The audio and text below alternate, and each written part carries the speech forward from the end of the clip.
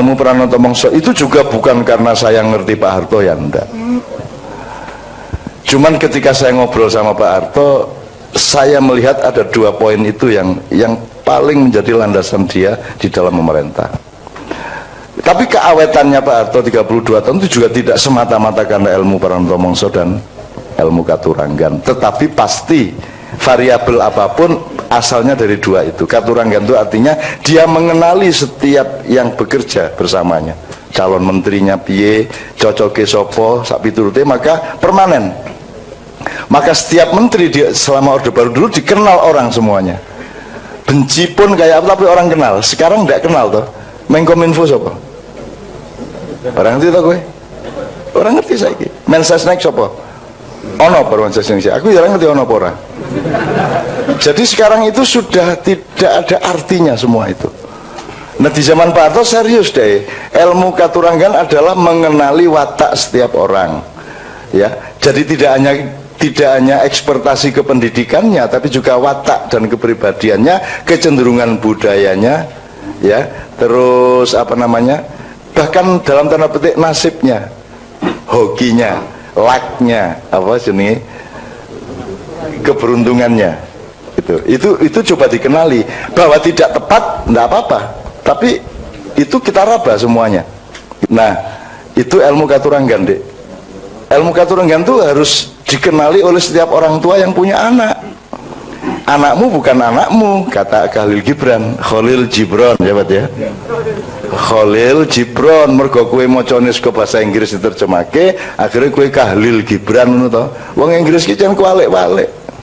Khalil Kahlil. Ada petinju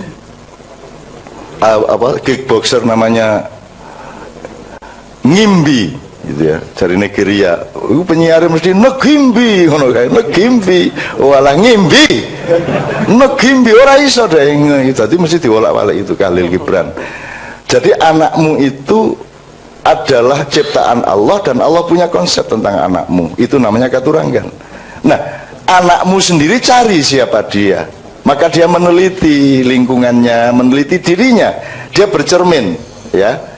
Dia lihat dirinya, lihat lingkungannya, lihat dirinya, terus menerus berdialektika. Nah dia bercermin mencari dirinya sendiri. Jadi anak itu meneliti dirinya, karena dulu dia punya perjanjian sama Allah, ya, sebelum lahir gini. Begitu lahir dia dibikin lupa menurut Sabrang. Nah maka begitu bayi lahir dia mulai meneliti, mengenali, oh ini ibunya, oh ini udara, oh ini panas, oh ini dingin, dan seterusnya. Itu namanya ilmu Katuranggan, mengenali diri. Nah orang tua jangan mendidik anaknya seolah-olah dia adalah miliknya dan menjadi bagian dari obsesi orang tua. Nanti kalah hebat dari aslinya loh. Kalau anakmu itu ayam, jangan dibebek-bebekkan karena kebetulan yang populer bebek, kan gitu. Maka anakmu kamu rubah jadi bebek. Jadi pendidikan di dunia ini memang gitu. Jagung di kacang-kacang ke, kacang di jagung-jagung ke, bahkan kabeh dadekke sak jenis. Cita-citanya sama, ya toh. Fakultas yang populer apa, yang paling laku apa, itu kan menunjukkan bahwa orang tua yang punya anak itu yang mengatur anaknya dan mencetak anaknya sesuai dengan obsesi atau nafsunya orang tua. Fuad itu orang yang betul-betul orang duwe iki lah, orang duwe ambisi, dadi dekan iki ya sendelik. Ojo nganti ngerti aku, ojo nganti ngerti ibu dan keluarga. Dan setelah jadi dekan selesai baru saya tahu dia jadi dekan. Ini pokoknya wong anu ki, wong rada jin lah, atau wong delik-delik gitu ya. Nah gini teman sekalian, Kiai Kanjeng keliling ke 5 provinsi atau 6 provinsi ya di Mesir. Ketika kami sampai ke Ismailia, kan pokoknya yang memberi pengantarnya Cak Fuad, yang memimpin acara Cak Fuad. Karena saya kan tidak begitu bisa bahasa Arab karena saya lebih pintar bahasa Inggris. Kalau pas di Arab ngomong begitu, kalau pas di Inggris saya balik. Saya lebih pintar bahasa Arab daripada bahasa Inggris kan gitu.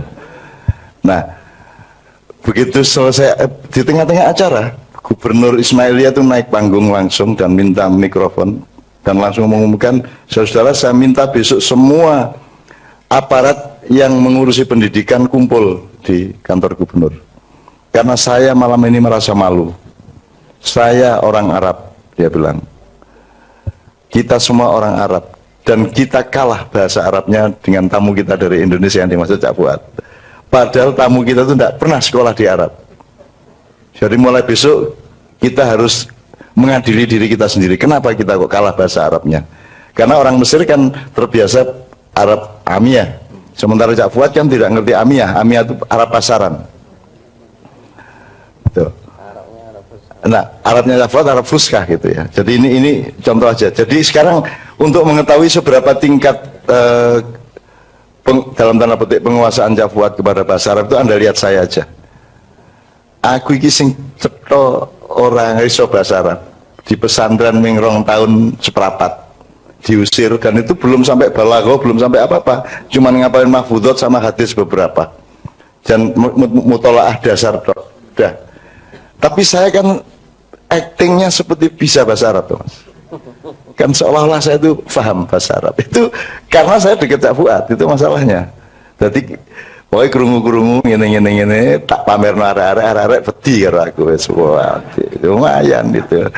Nah, saya dengan kemampuan teaternya kan iso acting ning ngarepmu koyo aku ngerti-ngerti ngono kae. Yang penting tidak salah kan gitu. Itu satu. Jadi saya bersyukur dan saya gembira sekali Cak Fuad dihibur Allah keliling dunia terus menerus, dan ini baru aja dari Kuala Lumpur, dari Spanyol, dari Swiss, dari mana-mana lah wes. Iki Cak Fuad iki ngalahno presiden sesuai iki nang luar negeri terus iki apa ceritane gitu. Dan tidak pernah laporan Cak Fuad itu, tidak pernah bangga ke luar negeri, tidak pernah bilang di sini saya acara begini, tidak tahu. Jadi Mak Iyah ini bingung, Cak sampean mbok ngekei apa lah, di sana ada ini, ada diskusi ini, mbok gitu loh, supaya bisa diketahui oleh teman-teman Mak Iyah di web apa di mana gitu. Cak Fuad tidak pernah, dia juga tidak merasa bahwa itu penting gitu ya, enggak. Jadi Cak Fuad ini melaku menurut, dan pedoman beliau kan angka 7 karena lahirnya tanggal 7 bulan 7 tahun 47 kan gitu. Maka Cak Fuad itu selalu merasa aku pitu ae, gak usah wolu, gak masalah, pitu ae lah. Jadi sedemikian rupa tawaduknya Cak Fuad terhadap Allah dan terhadap hidupnya sendiri, sehingga wes lah ngono-ngono wae. Sementara kan kalau saya ke Amerika kan langsung pasang status sedang sarapan sama Obama. Wah, gitu. Ada temannya Cak Fuad yang tiap hari ganti status. Ono kuwi kanjane Pak Mustafa kuwi. Bondino broadcast SMS, WA, BBM broadcast, mohon doa saya sedang makan malam dengan Raja Brunei di sini. Terus menene mohon maaf saya sedang diskusi tentang apa di Filipina. Boy bendino ngono kuwi. Itu sampai bosan, sampai dibales saya sedang anggringan gitu kan. Ya, Mustafa kayak entuk tadi broadcast itu. Ya enggak apa-apa, tapi setiap orang kan membutuhkan kehidupan. Ada orang yang mati kalau tidak pamer apa yang dilakukannya. Jadi ya sudah enggak apa-apa. Nah, saya jawab asbabun nuzulnya tadi Mbak ya. Saya lebih tidak tahu dari Cak Fuad. Tapi saya berharap itu tidak ada asbabun nuzulnya. Dan saya yakin tidak ada. Wes ngono ae. Yakin kan enggak salah. Nek memastikan tidak, nah itu baru salah. Yakin kan itu. Dan berharap minimum, harap salah apa aku? Yakin kok. Oh bojoku ya ayu tenan, padahal itu cetora. Ini kok yakin ora apa-apa toh? Kok guyu bojone elek mesti kayak gini. Maksud saya gini, Mbak. Mindset atau dasar firman itu bukan kasus-kasus empiris. Jadi asal-usulnya Allah berfirman itu karena dia mengatur kita, maka dia berfirman. Ada masalah apa tidak ada masalah? Maka yang ada asbabun nuzulnya itu kan hanya sebagian. Mungkin nggak ada 30%. Nggak ada 30%. Yang asal-usulnya dari peristiwa. Nabi Muhammad ngalamin ini, terus Allah ngasih firman. Gitu ya. Tapi yang katakanlah yang 70% enggak. Yes, Allah mau kok. Asbabun nuzulnya ya Allah sendiri, karena Allah mau gitu loh. Jadi menurut saya in kuntum tuhibbunallaha tadi ya, saya lebih senang kalau tidak ada asbabun nuzulnya. Jadi Allah tidak reaktif. Kalau asbabun nuzul kan Allah reaktif. Misalnya At-Thaqafah Al-Madaniyah ya. Piagam Madinah itu lahirnya semua pakai asbabun nuzul dalam tanda petik ya, asbabul wurud ya Pak ya. Ada bentrok, rembuk, perjanjian, bentrok, rembuk, perjanjian, ada masalah, rembuk, perjanjian sampai 47 pasal. Tapi semua berasal dari bentrok. Kalau Allah ya memang mau berfirman, tidak usah asbabun nuzul gitu loh. Nah asbabun nuzul ini jangan jadi hantu juga teman-teman sekalian. Upama kowe ora ngerti asbabun nuzul ya ora apa-apa. Apa kowe tuku soto kudu nyelidiki iki sing dodol soto jenenge sapa, agamane apa, kecambahe kulak ning ndi, terus iki mangkok tuku ning Praga apa ning endi. Lah mati ora iso mangan kowe. Nek kowe nang warung dengan tafsir, nang warung tadabbur aja, sing penting sehat pora, seger pora, sedep pora, margi apa ora, sehat pora kan ngono wae. Bah asal usulnya ramudeng. Begitu juga kepada Al-Qur'an.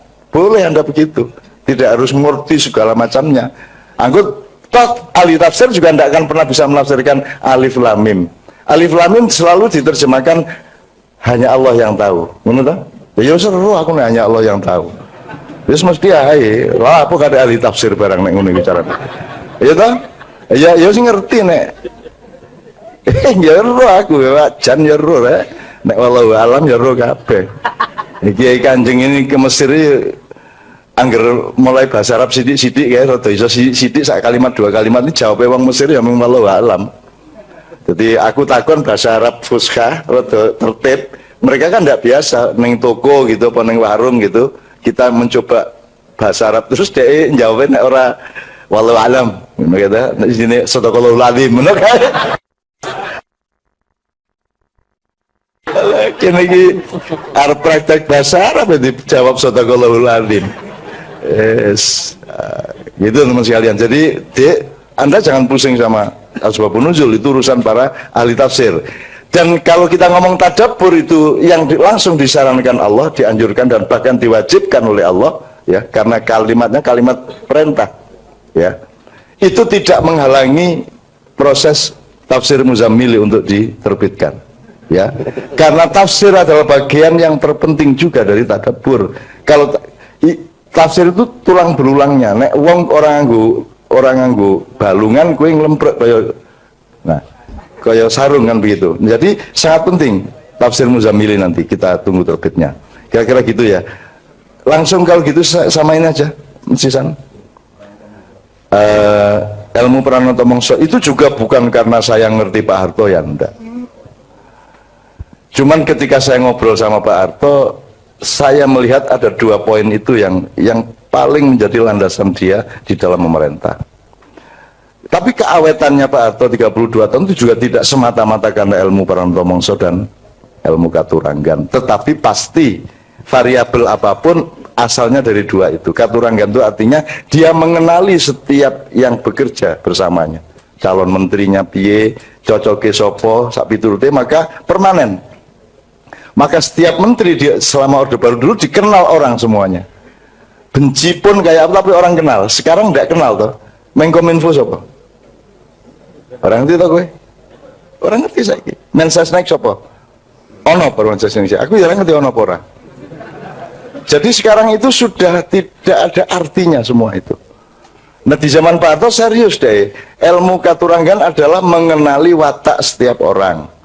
Ya. Jadi tidak hanya ekspertasi kependidikannya, tapi juga watak dan kepribadiannya, kecenderungan budayanya, ya, terus apa namanya, bahkan dalam tanda petik nasibnya, hokinya, lucknya, apa jenis, keberuntungannya, gitu. Itu coba dikenali bahwa tidak tepat, tidak apa-apa, tapi itu kita raba semuanya, gitu loh.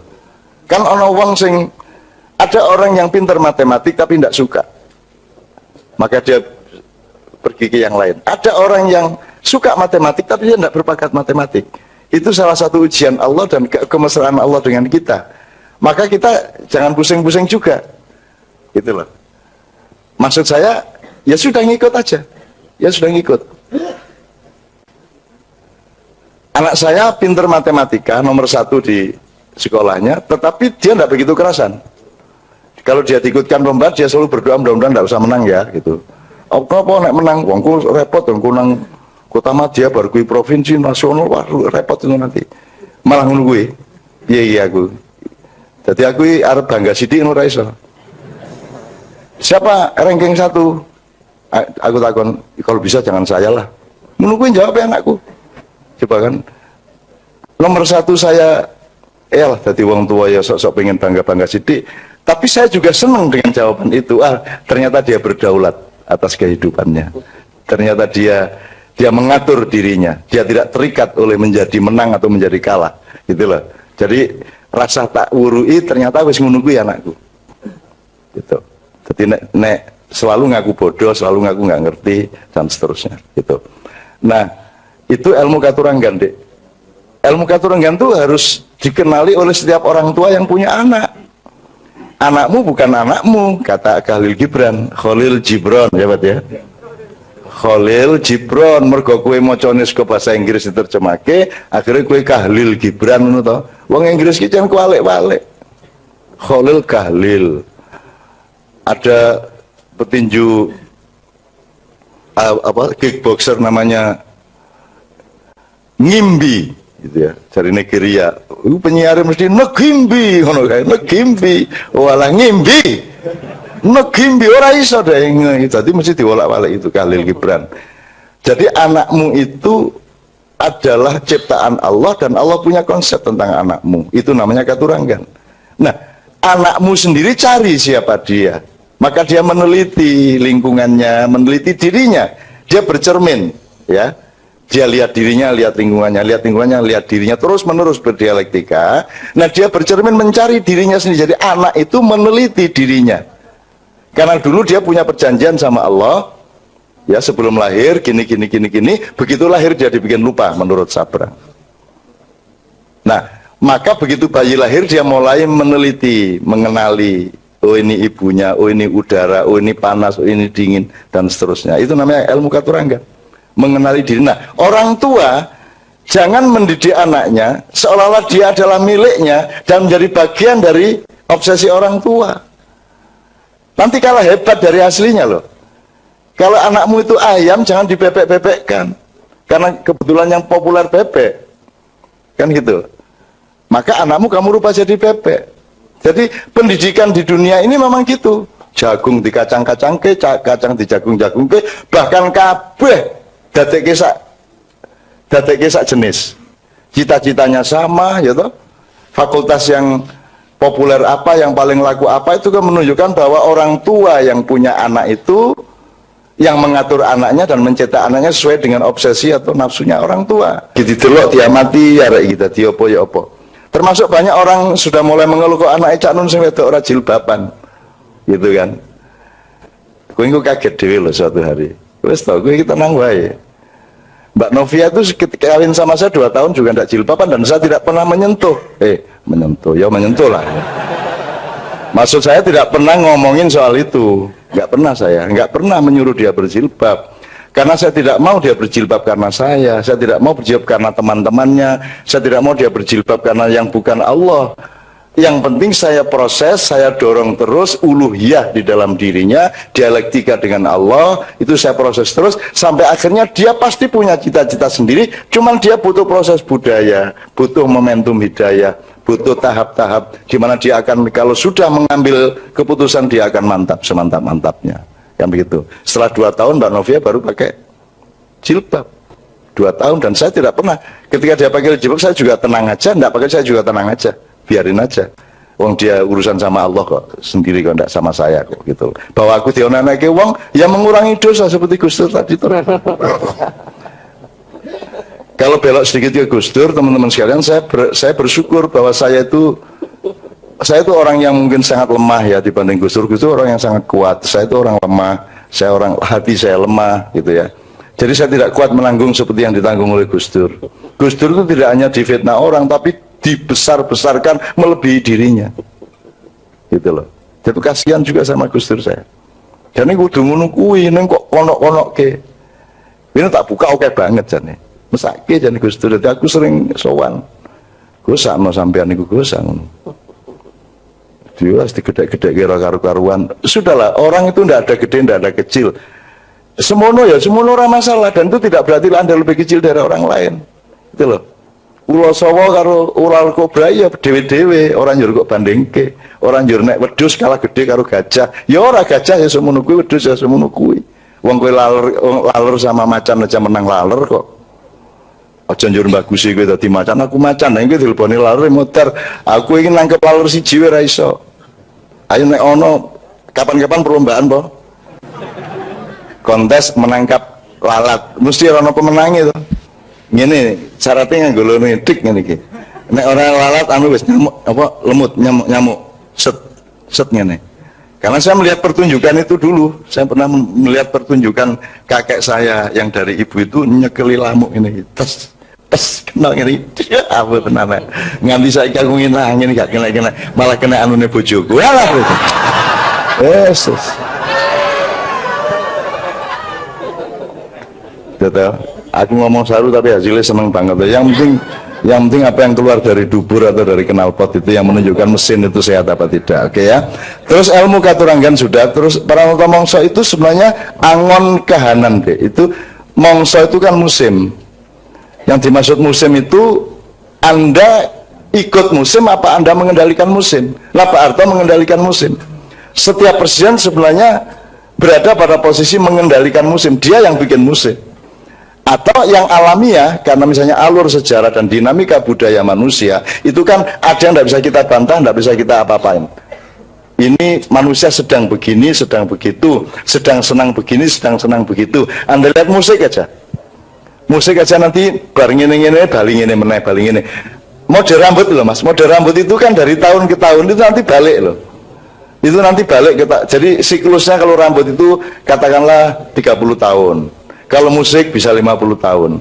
Jadi pada tahun ke-50 dia balik ke seperti 50 tahun sebelumnya. Itu yang namanya Pranoto Mongso. Kita mengenali siklus alam dalam kebudayaan, siklus kebudayaan di dalam politik.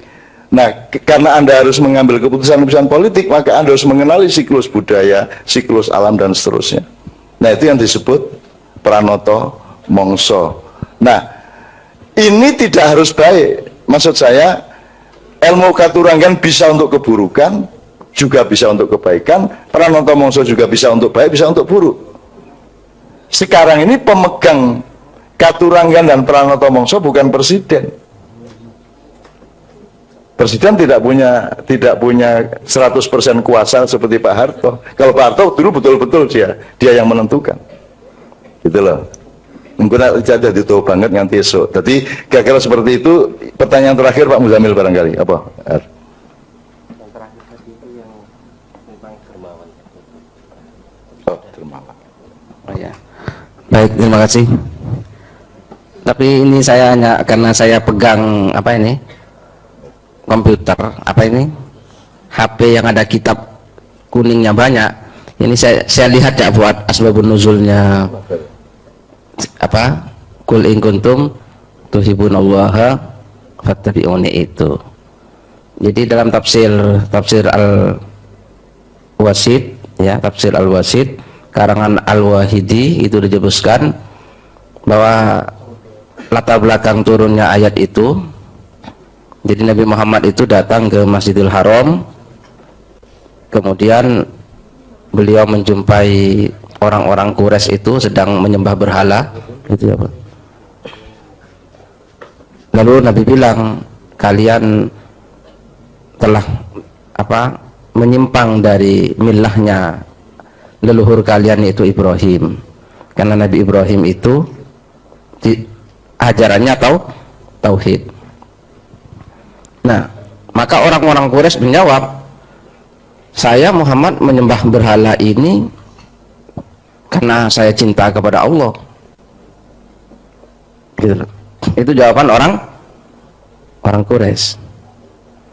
Maka turunlah ayat Qul in kuntum tuhibbunallaha fattabi'uni. Katakanlah Muhammad, jika kalian benar-benar mencintai Allah, maka ikutilah aku, yaitu Nabi Muhammad.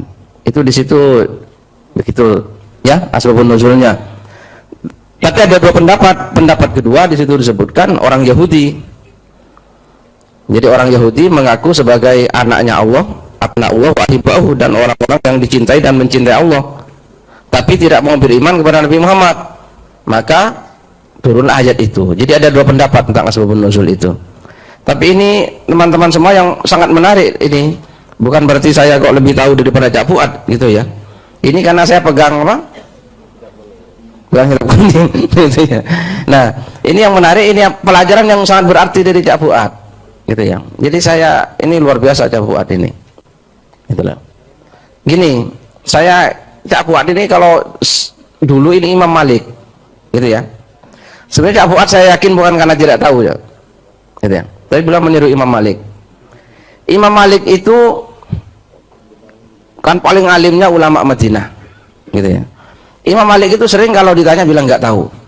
Nah coba, saya nggak tahu. Maksudnya Imam Malik itu mengajari orang supaya orang itu meskipun tahu tidak merasa tahu. Gitu loh. Saya kira Cak Fuad bukan nggak tahu, hanya Cak Fuad meniru Imam Malik.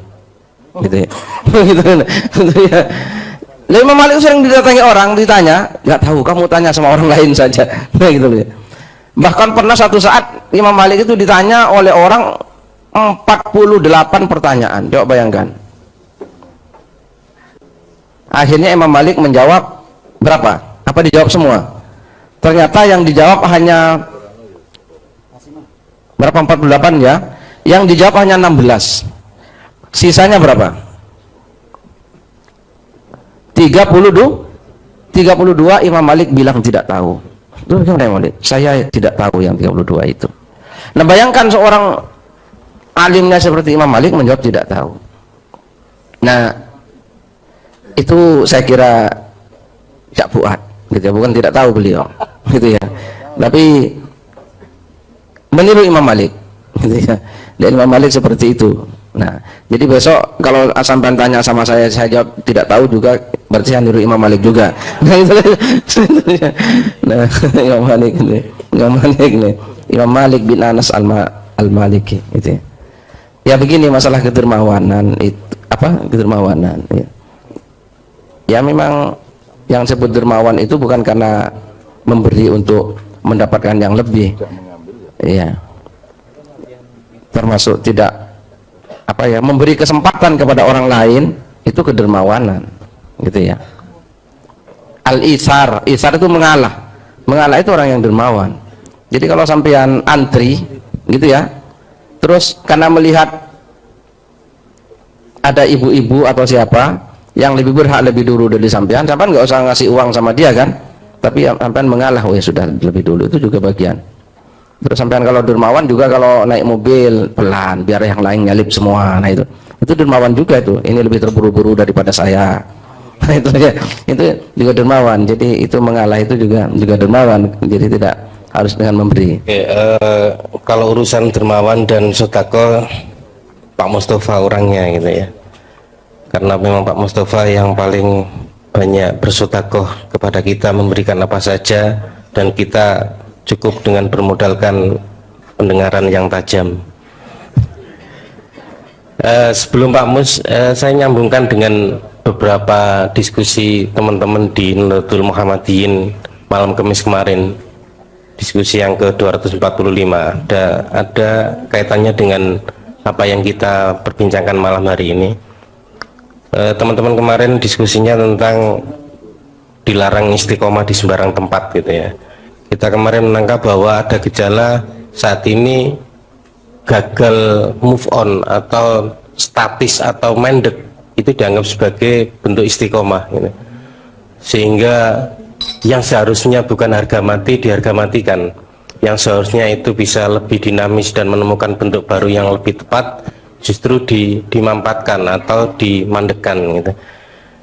Teman-teman kemarin menyimpulkan bahwa jalan yang dirintis atau dibuat oleh para pendahulu kita atau para ulama, entah para leluhur dan lain sebagainya untuk menuju ke Allah itu sudah diketahui dan dipelajari oleh musuh-musuh Islam, sehingga di sepanjang jalan itu dipasang jebakan-jebakan, dibuat jalan-jalan palsu, sehingga kita kesulitan untuk menemukan jalan yang sesungguhnya dibuat itu.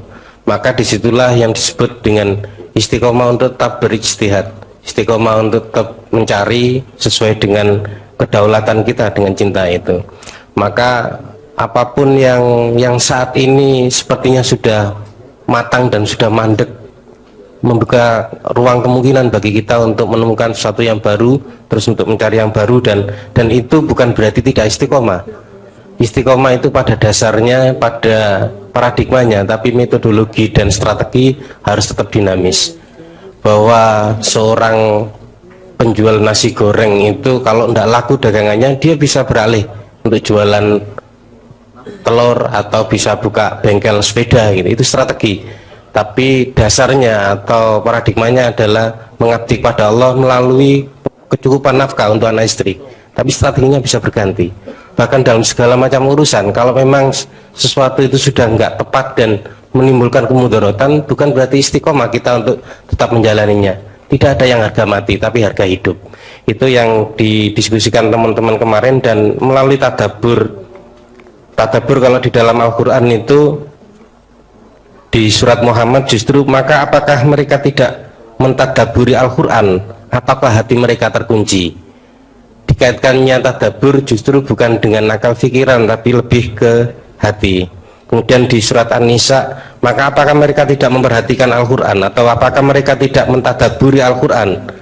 Kalau kiranya Al-Quran itu bukan dari sisi Allah, tentulah mereka mendapat pertentangan yang banyak di dalamnya. Kita bisa lebih dalam menggali tentang makna tadabbur, tapi sebelumnya kita dengarkan dulu Oke teman-teman sekalian, Cak Fuad sama saya tadi benar-benar tidak tahu, bukan karena bergaya Imam Malik ya. Jadi, dan tidak ada masalah, tidak tahu itu tidak ada masalah. Kalau tahu itu tidak usah bangga, dan tidak tahu tidak usah minder. Kabeh wong ono ngertine, ono orang ngertine. Jadi kita tetap seimbang saja. Dan Cak Fuad tidak sedang menerapkan itu apa metode akhlak ya, pendidikan akhlaknya Imam Malik. Kan kalau Imam Malik itu kita anggap itu yang terbaik, berarti Imam Syafi'i jadi jelek kan gitu. Karena Imam Syafi'i kan ngasih tahu terus, jawab terus gitu. Jadi semua itu kita hormati, kita semua apa namanya, kita tadaburi. Kita tadaburi artinya pokoknya semua bermanfaat untuk kita apa saja. Teman-teman sekalian, saya bilang sama Mas Haryanto, kita ini sedang berada pada situasi agak salah tingkah saya ini, dalam arti Allah ini memberi rahmat ilmu yang luar biasa kepada Ma'iyah, dan beberapa bulan terakhir itu progresi hidayah Allah itu luar biasa, bikin kita kewalahan. Kalau istilahnya Mas Haryanto, iki orang mengadus iki diancep-ancep neng kali gitu. Jadi kita itu habis-habisan. Saya tidak melihat itu sebagai kebanggaan Ma'iyah dan kita. Saya melihat itu sebagai tanda bahwa insya Allah akan diselamatkan kok oleh Allah. Segala macam yang kita cemaskan di luar Ma'iyah itu insya Allah kok enggak akan terjadi kok seperti yang kita cemaskan, enggak kok. Wis to engko ono dalane dhewe, dan rahasia Allah ini kan pelan-pelan juga akan beliau kuatkan. Jadi Bapak sekalian, ibu-ibu, anak-anakku semua, cucu-cucu, mari kita terus bertadabbur dan melakukan setiap kali itu kepekaan dan kesadaran untuk terus-menerus mengambil manfaat dan mensyukuri. Sebagaimana nyun sewu sedikit ini sebelum dengan Kiai Kanjeng kita do Gusti bareng-bareng ya, do Gusti bareng-bareng. Saya Padang Bulan pernah kedatangan Prabu Brawijaya 3 kali. Jadi orang yang merasa dirinya Prabu Brawijaya dengan pengiringnya, dan itu saya terima dan kita ajak naik dan kita kasih peluang untuk berbicara. Saya dapat tamu di Gatibiro macam-macam. Jadi saya cuma melihatnya begini, semua orang itu penuh cinta kepada bangsanya, kepada rakyatnya. Terus mereka mencari cara untuk ikut menyelamatkannya gitu. Kalau kita ngomong kedermawanan, saya melihat Ma'iyah ini sedekah untuk Indonesia. Sebab kita kan tidak punya kewajiban. Kalau zakat wajib, sholat 5 waktu wajib, tapi ini sholat sunat toh. Maka sholat sunat itu berfungsi sedekah dalam tanda petik kalau dia kepada manusia. Kan Ma'iyah tidak harus ada. Dan kita juga tidak harus bantu apa-apa ke Indonesia, wong kita sudah bayar orang untuk ngurusi Indonesia. Nah, kita kan tidak ikut bertanggung jawab secara hukum matrik 5-nya Islam itu. Tapi kita mau melakukan seperti ini. Bahkan yang berkewajiban sendiri tidak pernah berinteraksi dengan rakyat seperti ini. Padahal dia dibayar untuk itu, tapi tidak pernah. Dan alhamdulillah ini merupakan sedekah kita. Margas Kudro itu bagi saya sedekahnya luar biasa. Kedaulatan dan kemandiriannya luar biasa, karena sampai hari ini saya belum pernah datang ke sana dan mereka tidak tergantung sama saya. Bahkan yang masih baru seperti Juguran Syafaat saya pernah datang sekali, tapi ke Margas Kudro saya belum pernah toh. Belum ya Mas? Iya, belum pernah. Dan Anda tidak peduli saya datang apa tidak, karena Anda mengerti apa yang seharusnya dan apa yang tidak harus, kan begitu. Jadi menurut saya itu sedekah. Jadi teruskan Margas itu sebagai sedekah Anda kepada rakyat, kepada Indonesia, kepada bangsa, kepada semua. Sebab Anda tidak berkewajiban, dan nilai Anda bermargas Kudro itu lebih tinggi daripada orang bikin parpol yang dikasih biaya pemerintah, yang tujuannya juga mengambil dan meminta. Sementara Ma'iyah itu tidak pernah ngambil apa-apa, tidak pernah minta apa-apa, tidak pernah nuntut apa-apa. Dan itu juga yang disebut Mas Haryanto tadi, itu sebuah jenis sedekah. Jadi kue orang nyolong itu sedekah loh Mas. Jadi aku ini bendino iki menikmati ganjaran oke banget. Turu ya untuk ganjaran rasanya hatiku loh ya, muga-muga bener. Kok lagi maya Jakarta do nyolong aku turu ya. Apa itu gue? Jadi tidak apa-apa, tidak ngapa-ngapain pun kita bersedekah sebenarnya. Kalau kita perluas makna sedekah itu. Jadi bukan hanya memberi, tidak mengambil itu pun sedekah. Gue iso nyolong ora kok colong, gitu ya. Mungkin itu bukan sedekah, tapi posisi seperti sedekah. Saya tidak pernah memakai akses saya, hak saya, eksistensinya tidak pernah saya pakai. Semua tidak saya pakai. Saya tidak minta, tidak tagih, tidak ambil, gitu. Jadi teman-teman sekalian, mudah-mudahan Allah memuliakan Anda semua. Dan yang terpenting bukan Anda menjadi mulia, yang terpenting adalah anak-anakmu akan dimuliakan Allah. Anak-anakmu akan dimudahkan oleh Allah hidupnya. Cucu-cucumu akan diberkahi oleh Allah. Dan itu sebenarnya cita-cita yang utama dibanding cita-cita kita mengenai diri kita sendiri. Kalau kita kan tidak penting-penting amat. Nah, anakmu kan penting banget, putumu penting banget. Jadi mudah-mudahan ono bocah SMP kelas 1 melu Ma'iyah nganti jam 4 itu muga-muga sesuk ya sabar karo gurune, sebab dhek mesti cerdas terus kepingin bantah terus, aja bantah-bantah. Wis ora apa-apa, selesaikan sekolah sebaik-baiknya dan patulah kepada guru selama di sekolahan, bahwa gue bantah engko nek wis bar sekolah wae. Selama sekolah taatlah, enggak apa-apa sampai Anda jadi sarjana, supaya ibu Anda senang, bapak Anda senang. Tidak usah menerapkan semua kehebatan Anda di kampus, karena kampus itu tempat bukan untuk mencari ilmu, tetapi tempat untuk menyenangkan orang tua Anda. Ngono ceritane ngono iku. Ngono nek aku jadi ben cepet lulus kowe iki. Gitu. Oke, teman-teman sekalian, Cak Fuad sama saya tadi benar-benar tidak tahu, bukan karena bergaya Imam Malik ya. Jadi, dan tidak ada masalah, tidak tahu itu tidak ada masalah. Kalau tahu itu tidak usah bangga, dan tidak tahu tidak usah minder. Kabeh wong ono ngertine, ono orang ngertine. Jadi kita tetap seimbang saja. Dan Cak Fuad tidak sedang menerapkan itu apa metode akhlak ya, pendidikan akhlaknya Imam Malik. Kan kalau Imam Malik itu kita anggap itu yang terbaik, berarti Imam Syafi'i jadi jelek kan gitu. Karena Imam Syafi'i kan ngasih tahu terus, jawab terus gitu. Jadi semua itu kita hormati, kita semua kita tadaburi. Kita tadaburi artinya pokoknya semua bermanfaat untuk kita apa saja.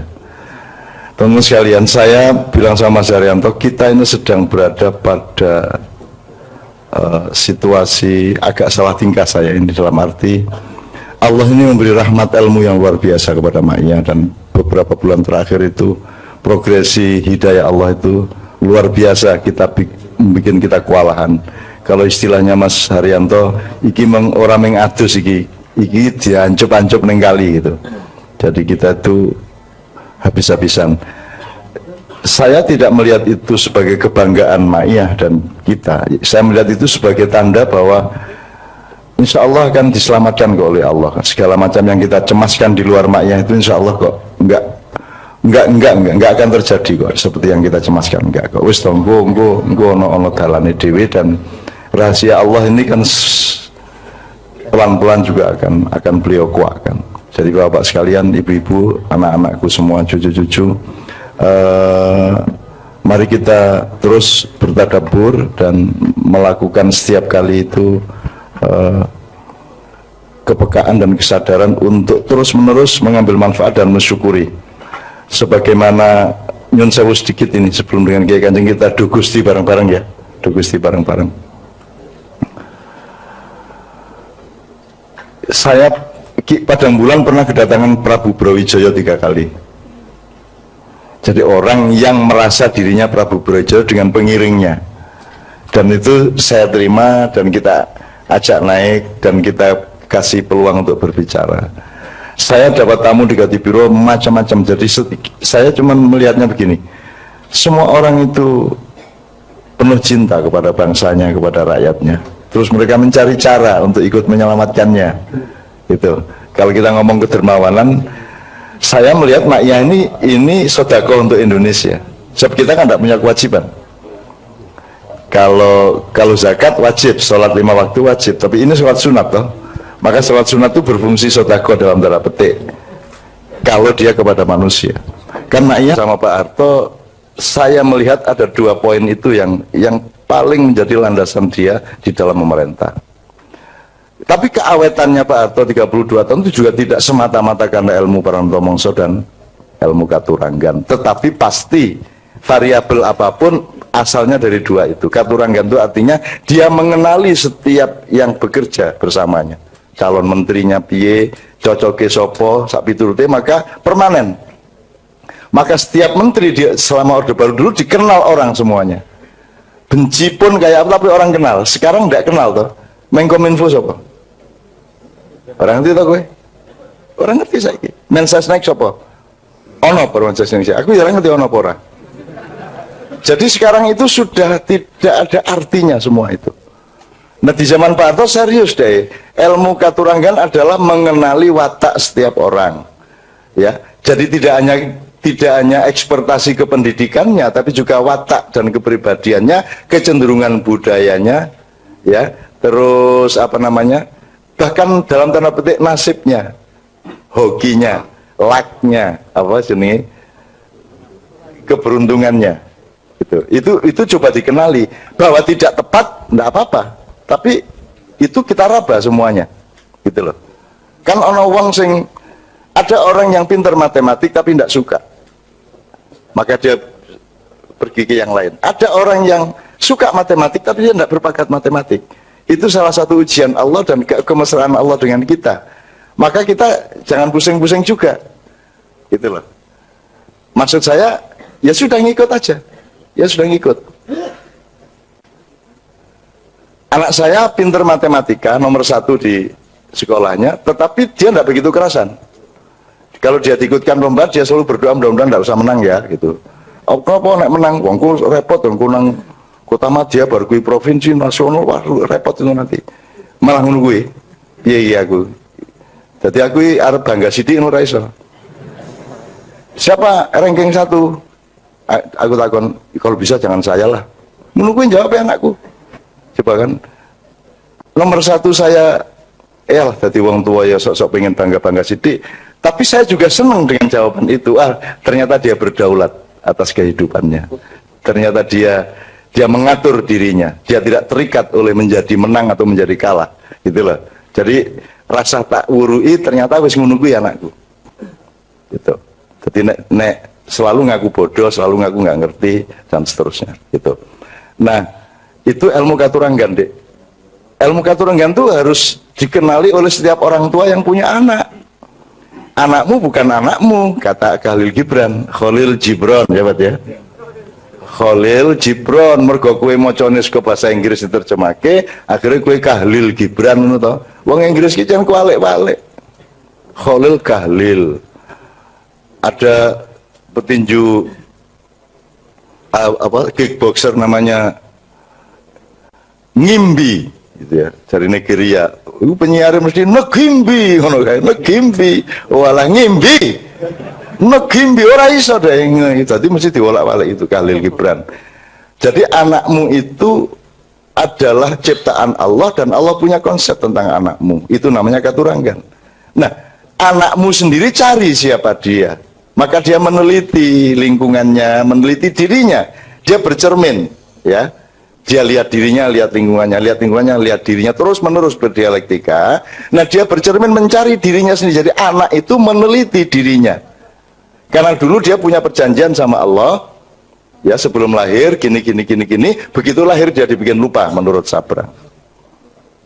Nah, maka begitu bayi lahir dia mulai meneliti, mengenali, oh ini ibunya, oh ini udara, oh ini panas, oh ini dingin, dan seterusnya. Itu namanya ilmu katurangga, mengenali diri. Nah, orang tua jangan mendidik anaknya seolah-olah dia adalah miliknya dan menjadi bagian dari obsesi orang tua. Nanti kalah hebat dari aslinya loh.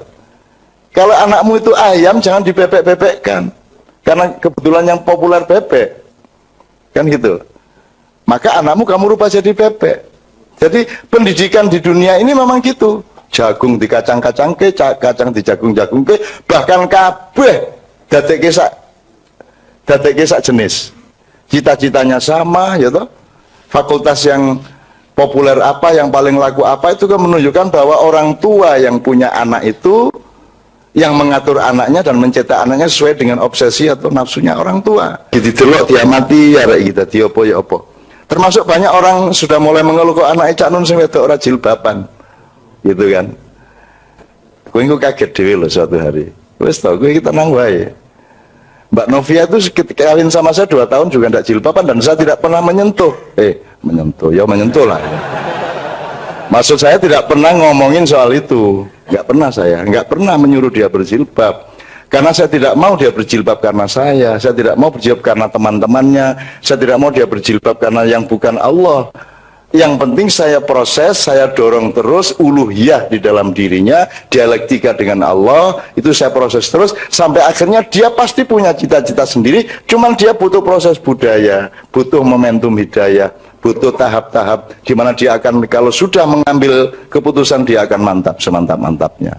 Yang begitu. Setelah 2 tahun Mbak Novia baru pakai jilbab. 2 tahun dan saya tidak pernah. Ketika dia pakai jilbab saya juga tenang aja, enggak pakai saya juga tenang aja. Biarin aja. Wong dia urusan sama Allah kok, sendiri kok, enggak sama saya kok gitu. Bahwa aku dionanake wong yang mengurangi dosa seperti Gus Dur tadi itu. Kalau belok sedikit ke Gus Dur, teman-teman sekalian, saya bersyukur bahwa saya itu orang yang mungkin sangat lemah ya dibanding Gus Dur. Gus Dur orang yang sangat kuat. Saya itu orang lemah. Hati saya lemah gitu ya. Jadi saya tidak kuat menanggung seperti yang ditanggung oleh Gus Dur. Gus Dur itu tidak hanya difitnah orang, tapi dibesar-besarkan melebihi dirinya. Gitu loh. Jadi kasihan juga sama Gus Dur saya. Dan ini kudu ngono kuwi, ning kok onok-onok ke. Ini tak buka oke banget jane. Mesake jane Gus Dur. Jadi aku sering sowan. Gus sakno sampean niku Gus ngono. Dia gede-gede kira karu-karuan. Sudahlah, orang itu tidak ada gede, tidak ada kecil. Semono ya, semono ora masalah, dan itu tidak berarti Anda lebih kecil dari orang lain. Itu loh. Ulo sawa karo ular kobra ya dewe-dewe, orang njur kok bandingke. Orang njur nek wedhus kalah gede karo gajah. Ya ora gajah ya semono kuwi, wedhus ya semono kuwi.